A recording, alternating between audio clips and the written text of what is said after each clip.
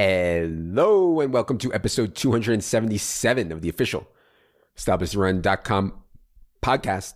My name is Adam Levitan, as always joined by Evan Silva, coming off of a late news kind of week 8 that shaped a lot of things in DFS. I talked about that on the solo pod. We're going to go through each team today. Evan, good afternoon. Good afternoon. Lots to get to this week. Really is. On today's show and each Tuesday this season, Evan and I go team by team, highlighting the most important things we saw from a fantasy perspective, key takeaways. Before we get into it today, two things. First, we, ETR, are running a mid-season / Halloween sale. Get access to our entire NFL product, projections, ownership, shows, props, Discord, everything. From now until the Super Bowl for just $149.99. As you can imagine, yes, I am tilting, as that's way, way, way too cheap, but so be it. And second, this show is indeed brought to you by our friends at PrizePicks.com. You guys know me. You know I love player props. I know a ton of people don't have access to them because they're in New York, California, Texas, a ton of other states that don't have regulated sports betting yet. PrizePicks is legal and regulated in those states. Dink and Leone are blasting off in New York. You can bet against PrizePicks props in parlay form. We have a table up each week. We're also firing stuff in Discord. If you want to try them, 100% instant deposit bonus up to $100 if you use promo code ETR. Again, promo code ETR at prizepicks.com or the link in the show notes to get the best deal. All right, Evan, let's get into it here with the NFC. The Arizona Cardinals lost a home game to the Packers, who were playing without Davante Adams. You know, I'm not that surprised that they lost because I thought, they weren't like the best 7-0 team I've ever seen. But still, without Davante, they couldn't get it done. The usage on Arizona, though, from a fantasy perspective, is really stable, man. Like, we did see Chase Edmonds finally get a touchdown, but we know, like, from a week-to-week basis, exactly what their roles are going to be. For Arizona, they're at the 49ers next. What'd you see out of the Cardinals' home loss to the Packers last Thursday? Yeah, should have won the game, except A.J. Green didn't turn around on the final play. Yeah, that was a wild finish in that game. The biggest concerns that we come out of that game having are Kyler Murray with this, what Jay Glazer reported to be a 1 to 3 week ankle injury. We're recording this on Tuesday early afternoon, and we haven't had any great updates on Kyler Murray besides that. We'll have to see. I mean, I think that if he tries to get out there this week at San Francisco, he's probably going to be limited, probably significantly in terms of his mobility. But that's a 1 to 3 week timeline. We'll see. They're saying that they'll have Colt McCoy ready if Kyler can't go. And then DeAndre Hopkins aggravated his hamstring injury. Remember, he didn't practice at all leading up to the Thursday night game. Aggravates the injury against the Packers. And, now he does have the long week to recover the quote unquote mini bye. But that's hamstring injuries can linger. Yeah, I was optimistic on both those guys. Kind of slipped my mind just because they had the long week. But I agree with you that it's concerning going forward. Do you think that if DeAndre Hopkins misses, and DeAndre Hopkins never misses games, do you think it'll be a real role change for Rondale Moore? I'm just not sure they play the same position at all. You know what I mean? Right. I think that they probably just plug some guy into DeAndre Hopkins' role on the outside. Yeah. And leave Rondale Moore as that like slot manufactured touch player. Let's go to the Atlanta Falcons. This Calvin Ridley situation, I think maybe gives us some insight into why he's been playing so poorly all season. Seems like he has a lot of very serious mental issues going on right now. Would encourage everyone to watch the Marty Fish documentary on Netflix if you haven't seen it yet. Talks a lot about mental illness with professional athletes and Marty Fish specifically. But like from what it sounds like, and I don't know, but it sounds to me like Calvin Ridley is going through some of the same stuff. You can see what happens, though, to this Falcons team sometimes, man. I mean, God, when you tried out Russell Gage, Taji Sharp, Olamide Zaccheaus, and like Cordero Patterson as your wide receivers, and yeah, you have Kyle Pitts, but he was taken out of the game, which we can talk about. But yeah, I mean, this team has a really low floor. They can be really, really, really, really bad. And so it's a problem for them because I don't know when Calvin Ridley's going to be back. What do you think about all that? And any takes on how Kyle Pitts failed without Calvin Ridley out there? Yeah, they're just not very talented once you pull Calvin Ridley out of the offense. I mean, you're talking about some serious scrubs, like borderline NFL players. I would add Russell Gage, into that sort of definition. Olamide Zaccheaus is a 5'8", 188-pound dude who runs like a 4.6. Tajay Sharp, I mean, he's played for, several teams and never really caught on. So, I mean, all of a sudden those guys are playing a ton of snaps, and that really puts your offense at a disadvantage. Kyle Pitts, with about 1 minute remaining, the Panthers decided, hey, we're going to stick Stephon Gilmore on you. And Stephon Gilmore, veteran cornerback, maybe one of the few guys in the league, is big enough with long enough arms to really hang with Kyle Pitts. And the Panthers were just like, we're not going to let you beat us. And that's going to be something that Kyle Pitts is going to have to contend with going forward, is teams trying to shut him down, especially as long as Calvin Ridley is out.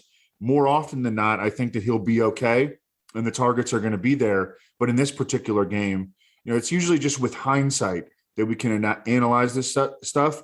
It's never easy to see with foresight. But in this particular game, the Panthers got the better of them.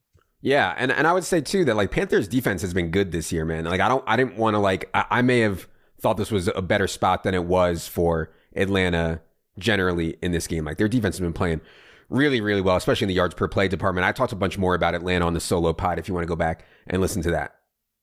Carolina. It looks good in the box score for Chuba Hubbard. He had 25 touches. But if you listen to the broadcast, I mean, like they went out of their way to say that the coaches really like Amir Abdullah. Amir Abdullah played 22 snaps in this game, and they dominated so much that they ran a ton of plays. So, Chuba got 25 touches, even though Amir Abdullah got 22 snaps and Royce Freeman got 11 snaps. I just think in different kind of game flows, it's not going to look as good for Chuba. I do think Christian McCaffrey has a chance to be back week 9, but it sounds more like it'll be week 10 for Christian McCaffrey. What'd you see out of the Falcons win over the Panthers win over the Falcons? Yeah, the Chuba Hubbard did lose a fumble on the first play of the game, and they still stuck with him over Abdullah and Royce Freeman. But yeah, I mean, he's a pretty average player. Panthers only threw for 129 yards in this game, so none of the dudes in the passing game did anything. And then and Sam Darnold suffered a concussion. We'll see if he'll be ready in week 9 against the Patriots. I came into this more optimistic than you about Christian McCaffrey's potential to play this week. I had the feeling that he was likelier than not, but it's probably just going to come down to how does his body respond to getting him back into practice? Does he turn up super sore by the end of the week, et cetera, et cetera? Yeah, they have a home game against the Patriots on Sunday and then at the Cardinals in week 10. Yeah, we will see on Darnold. His backup is, if you guys played XFL with us, you remember PJ Walker was the no doubt best quarterback in the XFL, absolutely shredded, probably would have been the MVP if the season got cut short by COVID. PJ Walker has not shown too well in his NFL chances, but he's somewhat mobile and he's somewhat aggressive. He knows the system, played for Matt Rule at Temple, and so I think he'll be okay. Like, he can't be that much worse than Darnold's been. Let's put it that way. If he's forced into a start. Let's go to the Bears.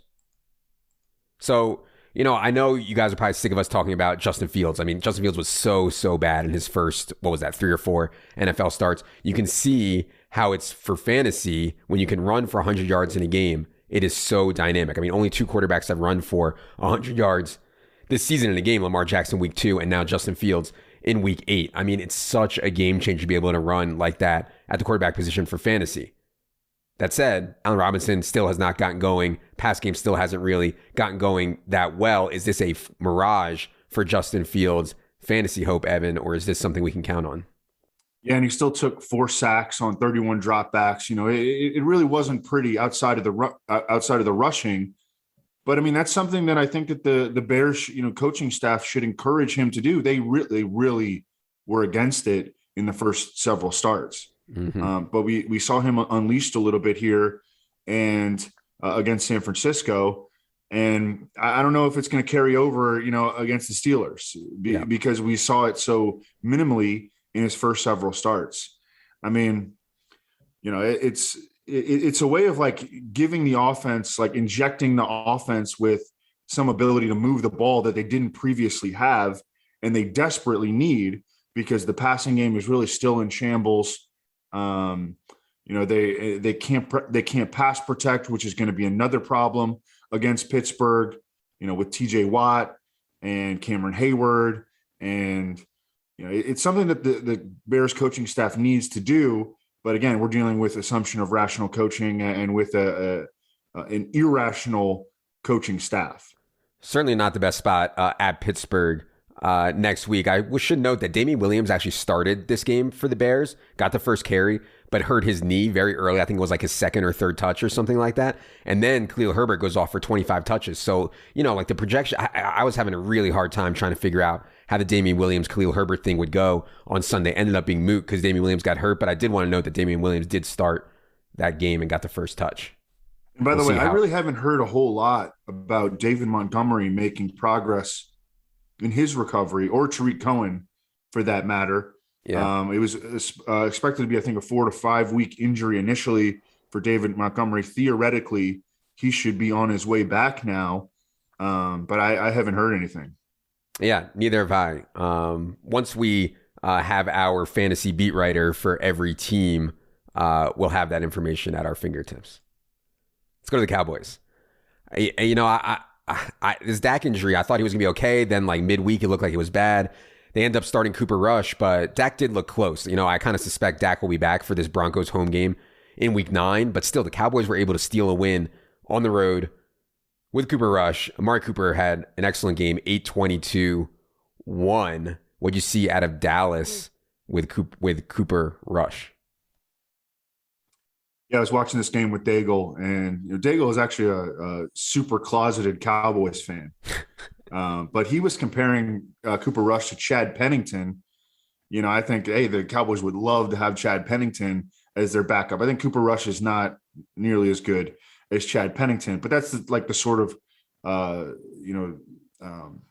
the spectrum that he is on as a player, kind of weak-armed, not a very good athlete. But he got the job done. And one thing that, one advantage that he has, or that he had in this game over what Andy Dalton was dealing with last year, is a healthy offensive line and a healthy pass catcher core. And all of a sudden you can make it work with, a borderline number 2/3 quarterback talent in Cooper Rush. And they were able to make it work. The Vikings played like crap, but they made it work. And I agree with you. I thought Dak looked great in pregame warmups that from what we were able to see. And I agree with you that he'll be back probably against Denver, unless they get super cocky and they're like, hey, we're going to run Cooper Rush out again. But I think that they'll play Dak this week. Yeah, we'll have an eye on that. By the way, I want to give a quick shout out to Ryan Reynolds. Does this awards column for us every 2 weeks. And he got me on Mike McCarthy in that article, 16-1 to be the NFL Coach of the Year. I mean, at this point, there's guys in the mix. McVay, Staley is falling off a little bit. Kingsbury. There's plenty of guys, but I think Mike McCarthy at least has a chance. I mean, this Dallas team is really, really good. So happy to have that Mike McCarthy 16-1. Shout out to Ryan. Lions. So Jamal Williams was a late scratch in this game. Kind of expected him to play because he's been on the injury report all year and played through it. But this one seemed worse during the week with Jamal Williams out. DeAndre Swift did handle 12 out of 17 running back carries and got 5 targets. But my God, this Lions team, to just get trucked at home by the Eagles, it's just like unfathomable. Like they got absolutely ripped. And so DeAndre Swift was never really able to get any red zone chances. DeAndre Swift was never really able to get going in the game. I will say on a positive side, TJ Hawkinson the last couple of weeks has looked really, really healthy. And like among all the tight ends in the league who can catch 10 balls in a game, the list is very, very small. But TJ Hawkinson is on it. What do you see out of the Lions just getting absolutely wrecked by the Eagles? Yeah, I got cocky after my 3-0 betting week in week 7. Took the Lions against the Eagles and got wrecked myself. So not great. But yeah, TJ Hawkinson averaging 8 catches per game over his last 3. I think it's fairly safe to say that he is out of the woods with regard to those injury concerns. They are on bye this week. Is that correct? I believe so. I'll double check. Yeah, I think they're on bye. Yeah, they come out of their bye at the Steelers in week 10. Okay. So yeah, would expect Jamal Williams back for that game.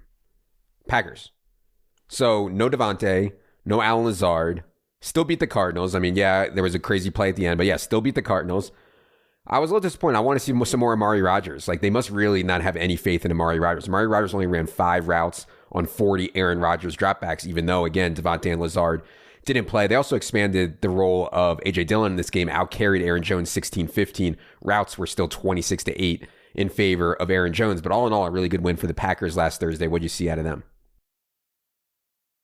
Yeah, I think with Amari Rodgers, it's definitely an Aaron Rodgers thing. I mean, in his limited playing time, Amari Rodgers has made mistakes, and that's not something that Aaron Rodgers is going to put up with. A.J. Dillon has touch counts over his last 5 games of 16-4, 11, 12, 16. So, I mean, that's double-digit touches in 4 of his last 5.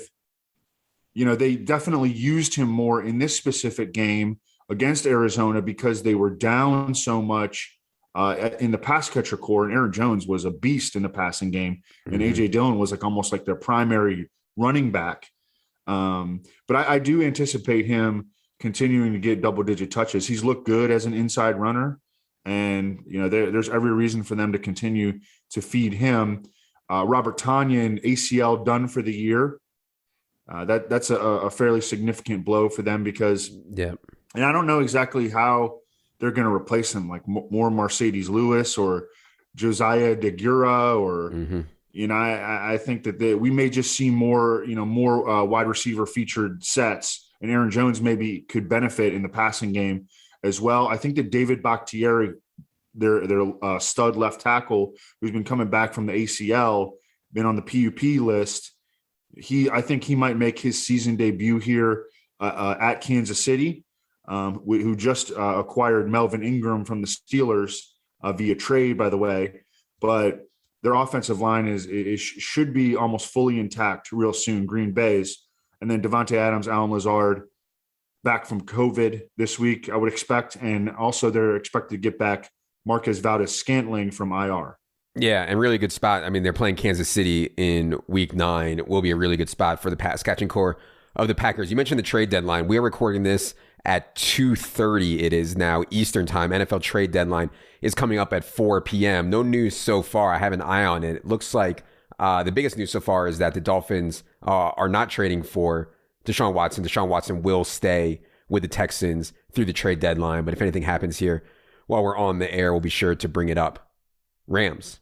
I mean, as expected, this was just, absolute bloodbath. I mean, it was only 24-0 at halftime, but they got stopped at the 1 in the first half 3 times. Van Jefferson, who had the expanded role without Deshaun Jackson, he got hurt in this game. I'm not sure how serious it was. He left in the 3rd quarter because it was already a blowout. I don't know if he could have returned, but he was on his way to playing every single snap with the starters, 388-0 on 6 targets. You could do a lot worse than Van Jefferson right now in a season-long starting lineup. I really think that he's going to be out there every single snap as long as he's healthy. Home game against the Titans next. Anything on the Rams? Yeah, Tutu Atwell finally blew away, done for the season. I think that probably means that they're not going to trade Deshaun Jackson, which I don't think that they should have in the first place. But that probably secures him as the number 4 receiver going forward. Robert Woods scored a couple of touchdowns. One was on the ground. You might say that that's fluky, but he entered the season over the previous 3 years leading all wide receivers in rushing attempts. Like to see that, sort of manufacturing touches for him in scoring position. Robert Woods has been pretty darn good since we were talking about him as a buy low early in the year. By the way, the Rams love this stars and scrubs, and I love playing stars and scrubs in DFS also, but the Rams are doing it in real life. They give up more draft picks to get Von Miller now. I mean, they're going for it, and credit to them for going for it, but they hate draft picks, man. It's wild. Yeah, I think it's an interesting strategy. It's not a strategy that any other teams have taken. Yeah. It's a strategy that, it mimics one of the strategies that people will take in dynasty leagues where they'll just trade away all their draft picks for proven talent. And I mean, you can absolutely make an argument that that's smart because you've seen the talent realized already in the NFL. Why would you try to forecast what's going to happen when we know that the hit rate on draft picks in dynasty leagues is low? And in the NFL, it's a lot lower than you'd think. Even in the first round, it's barely a coin flip. And as you go deeper in the draft, obviously it gets much, much worse. Sure. Yeah. I mean, the argument on the other side is that you're getting older, you're getting more expensive, and your roster isn't as deep, right? So but yeah, I mean, the Rams are going for it, and credit to them. I just think they're going to be a little thin. They can't afford injuries, but that kind of is what it is. No team can really afford injuries anyways. Vikings.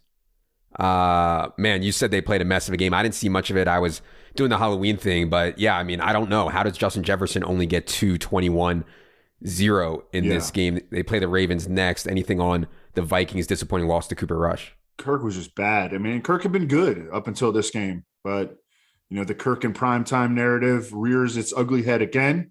And he had like a 4-yard ADOT in this game. They weren't throwing any stuff downfield.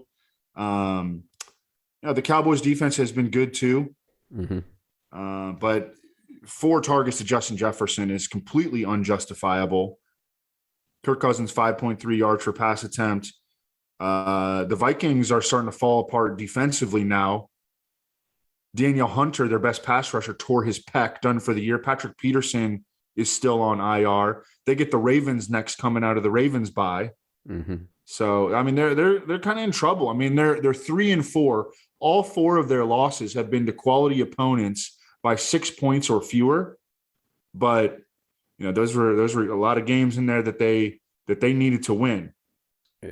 Yeah, a lot of super close games for them. And I'm still super optimistic on Dalvin Cook. Like, Dalvin Cook out-carried Alexander Madison 18-2. And now with Derrick Henry down, which we'll talk about in the next episode, like, I think I would take Cooper Kupp. If we were drafting today, I think I would take Cooper Kupp first.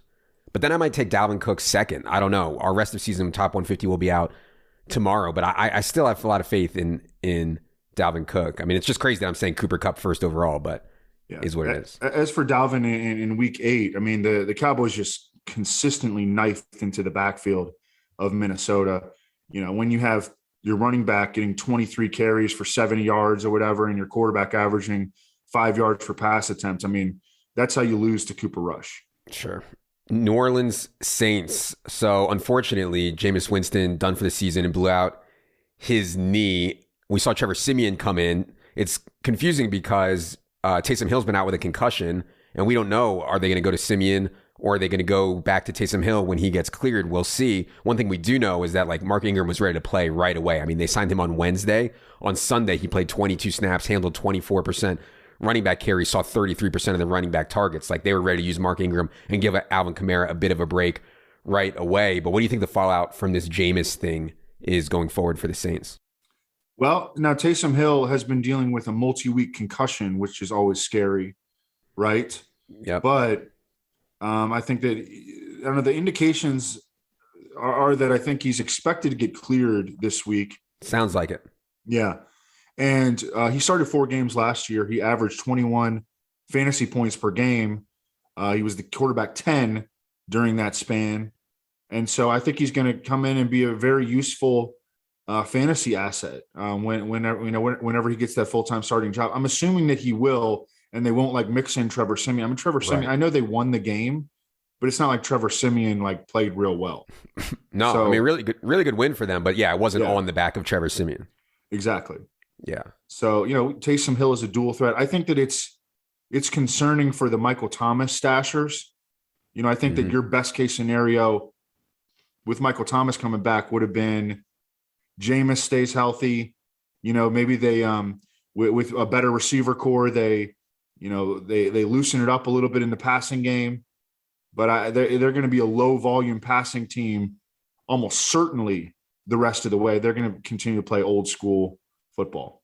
Yeah, do not underestimate Taysom Hill in fantasy. Like, I mean, I was playing Taysom Hill in cash when he started last year in DFS. Like, you can win with Taysom Hill in fantasy at quarterback 100%.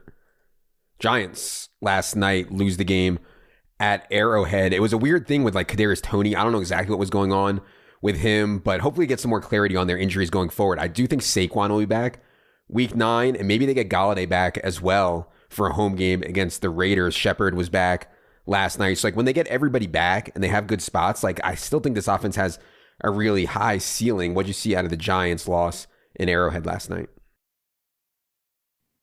Yeah, the receiver core continues to be just like every single week. It's everybody's a little bit banged up, and guys keep getting hurt. The Giants they play the Raiders this week, and I mean they're in must-win territory for sure. So they're going to try to get all their guys on deck here, but they do have a bye in week 10.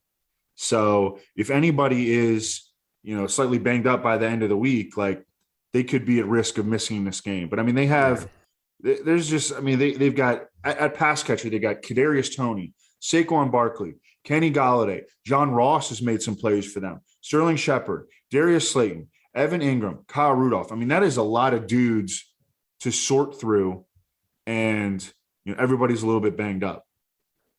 Joe Judge after the game started like bitching about the headsets. Like, buddy, you haven't listened to this solo pod. No excuses, play like a champion. I mean, imagine going out after you've lost and try to blame it on headsets, like, yeah, it's just not it. Eagles. They didn't run enough wind sprints and laps and do enough push-ups at practice this week. Clearly, Joe, it's not the headsets. Eagles. I wish I was more adamant about this, but like in my gut, I felt like Kenny Gainwell's role had a chance to be unchanged. In other words, the direct backups to Miles Sanders were Jordan Howard and Boston Scott, and Kenny Gainwell stays in his pass catching role. So like I wasn't adamant enough about it. I didn't feel like 100% about it. I just thought there was a chance that would happen, and that is what happened because they were winning the game 34 to freaking nothing, and Gainwell had one touch through 3 quarters. Did get a bunch of touches in the fourth quarter, but yeah, just no role change for Gainwell is what it is. Also want to note Jalen Reagor hurt his knee in this game. I'm not sure on the severity there, but man, he looks like a bust as a first round pick.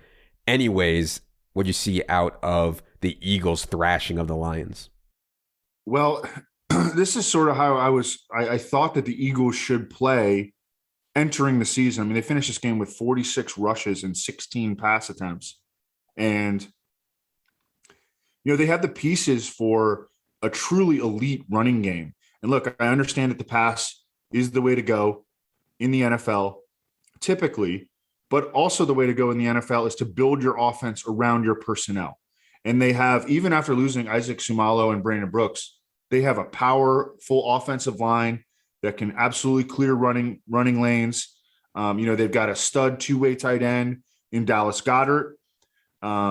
And they've got a dual threat quarterback in Jalen Hurts. And Nick Sirianni has engineered very strong rushing attacks dating back to his time in Indianapolis. So I thought it made all the sense in the world for them to enter the season playing like this and imposing their will on the ground, and then using, and then having Jalen Hurts take like vertical shots because he can make some pretty nice downfield passes at times to Devontae Smith and Jalen Reagor and Quez Watkins, and Goddard can also make plays in the intermediate range.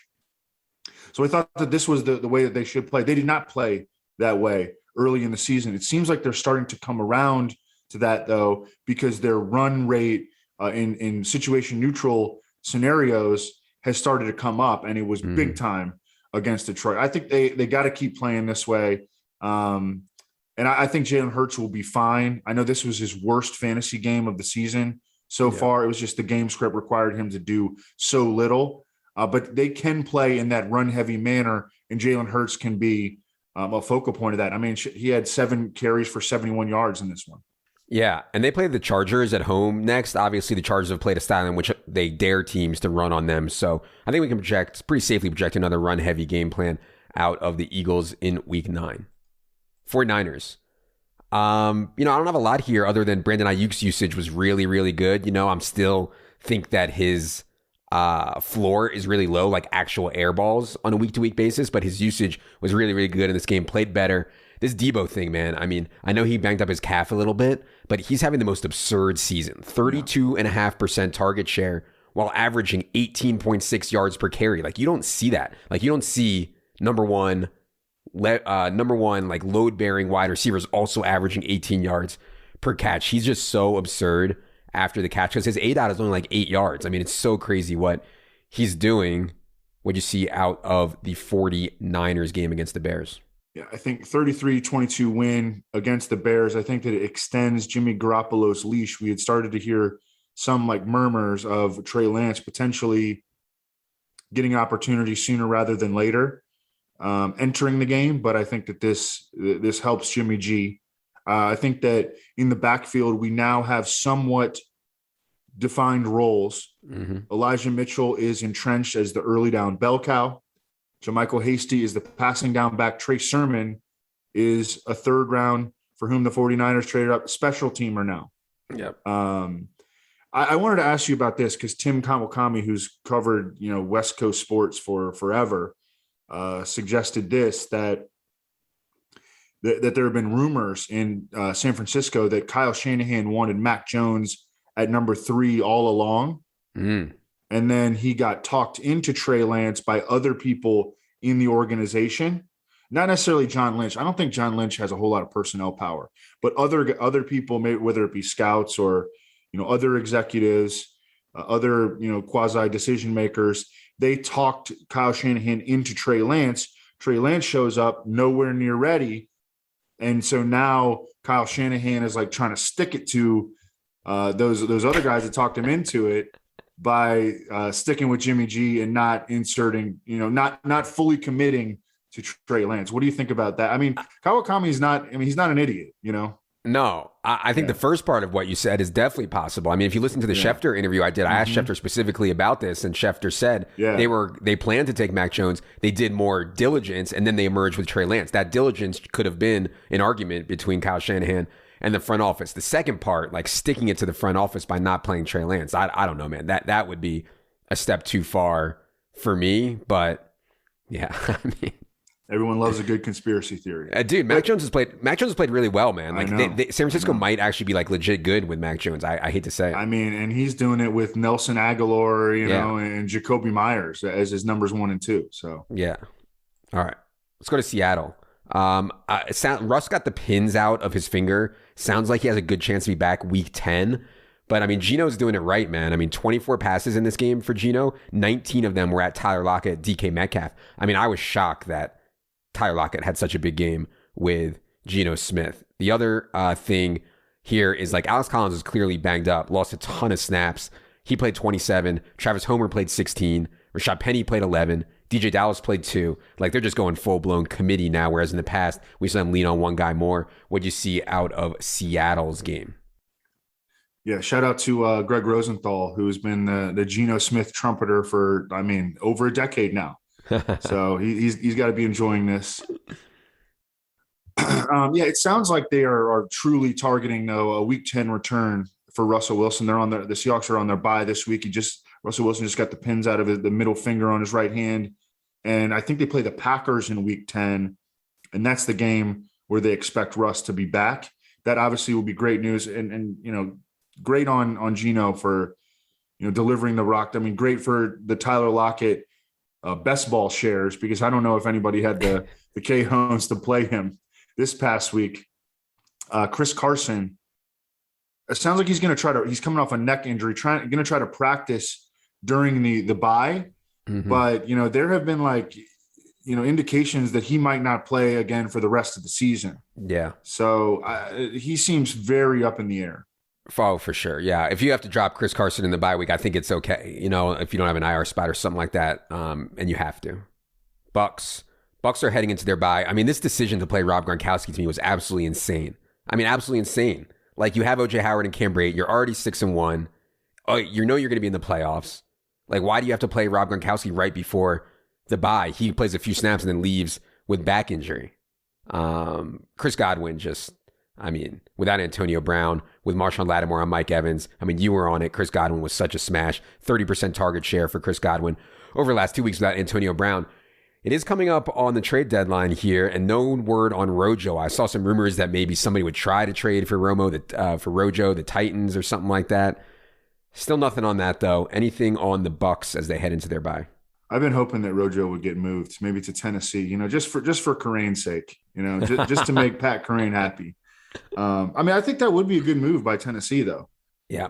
The problem with Ronald Jones is that he plays on Tom Brady's team, and they can't have him back there whiffing on blocks with a 44-year-old quarterback back there. I do think that he's an excellent stash, even if he doesn't get traded, because if something happens to Leonard Fournette, you do have the lead back in, a Tom Brady quarterbacked offense. So he should be owned. He should be rostered in pretty much all season long leagues, just as a speculative stash. Yeah. The Bucks go on their bye this week. Yep. You remember last year what happened after their bye? They went nuclear. I don't know if they have a whole lot more room for offensive improvement, but This will be good. I mean, they're still like the oldest team in the league. Sure. Football team, Washington football team. So, man, like I don't know. I don't want to say I regret it, but we knew in the preseason that Antonio Gibson wasn't going to get pass down work. I never thought in a million years that he would lose base work to Jared Patterson, but that's exactly what started to happen. He only outsnapped Jared Patterson 23-16, and Patterson actually outcarried Antonio Gibson 11-8. And I know it's probably related to this injury with his shin or whatever else is going on with Antonio Gibson, but like your role is when you don't have the pass game role at all, it's super fragile. Like your downside is super fragile to team problems, to injuries, to other issues. So, I prefer Najee Harris to Antonio Gibson, but I'm not going to sit here and say that I didn't like Antonio Gibson as a second round pick in fantasy because I did. And it just looks so bad now as they head into their bye. I guess the optimism could stem from maybe he gets healthy in the bye and Jared Patterson goes back to a 0, but I don't feel great about it. So what would you have to say? Like people were asking me if they can drop Antonio Gibson during his bye week. Like, really? Yeah, I wouldn't do that. But what do you think about all that and anything else on the football team? I wouldn't be too hard on yourself. It's this stress fracture thing. I mean, it's just, and I mean, he has this background where he's, never held up on like a huge workload. Yeah. And I mean, in college, he wasn't even remotely a feature back. And last year, I think he had like 180 carries or so, but he got injured.